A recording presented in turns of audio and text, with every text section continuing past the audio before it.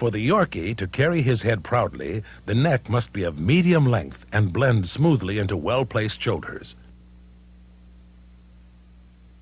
A short neck takes away from the desired elegant look. This is accentuated by this dog's rather straight shoulders. The forelegs should be straight, descending from flat, moderately sloping shoulders. The forelegs should also be straight, seen from the front, as these are. These legs are slightly bowed, which is incorrect. The feet should be round, with black nails. Dew claws are generally removed. The body of the Yorkshire Terrier is well proportioned and compact. Despite its small size, it should present a sturdy appearance with no extremes. You can see that the back is rather short, with a firm, level top line. The height at the shoulder should be the same as the height at the rump.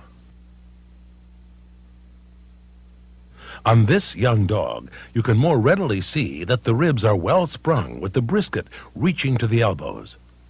There should be ample forechest. What about this dog's body? The top line is roached rather than level, as called for in the standard. This dog is higher at the rump than at the withers, also incorrect.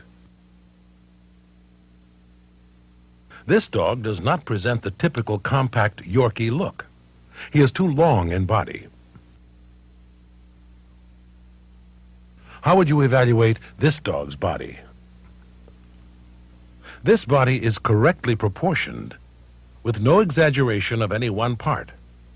Note the firm, level top line and compact appearance. The Yorkie's hindquarters are characterized by moderately bent stifles with well let down hocks when viewed from the side. When properly stacked, a line dropped from the point of buttock will touch the front of the foot. The hind legs are straight when viewed from behind, like these.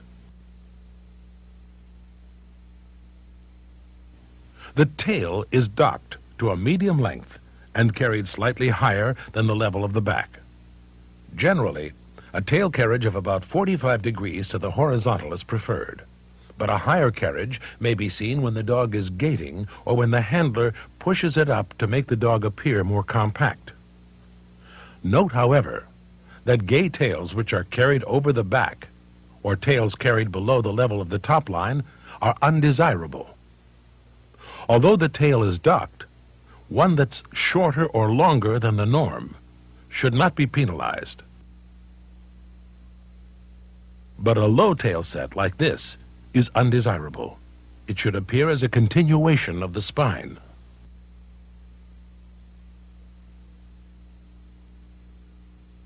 The Yorkshire Terrier's coat is of primary importance. It's the breed's most distinctive trait and its crowning glory.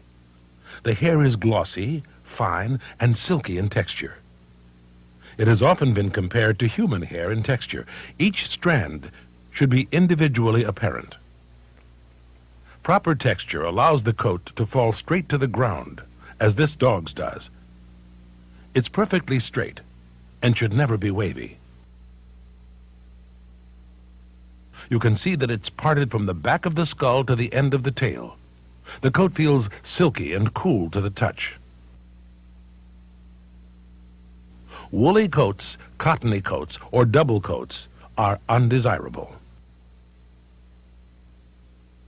Even puppy coats should have proper texture, as this one does.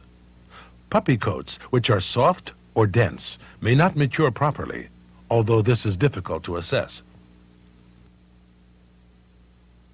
The hair on the head is long.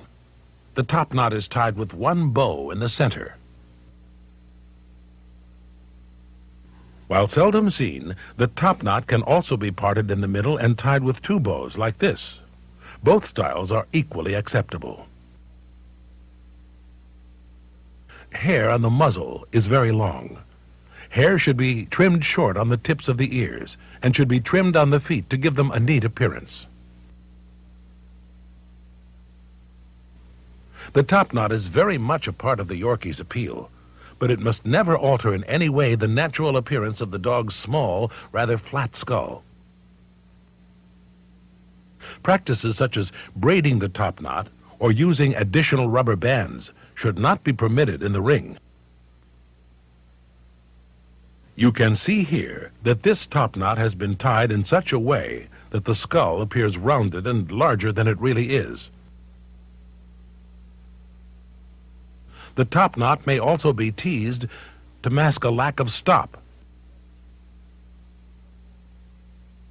Judges must be sure to check actual head shape and mobility of the ears, regardless of the appearance of the top knot. This dog's top knot has been correctly tied, allowing the proper evaluation of both skull and ears.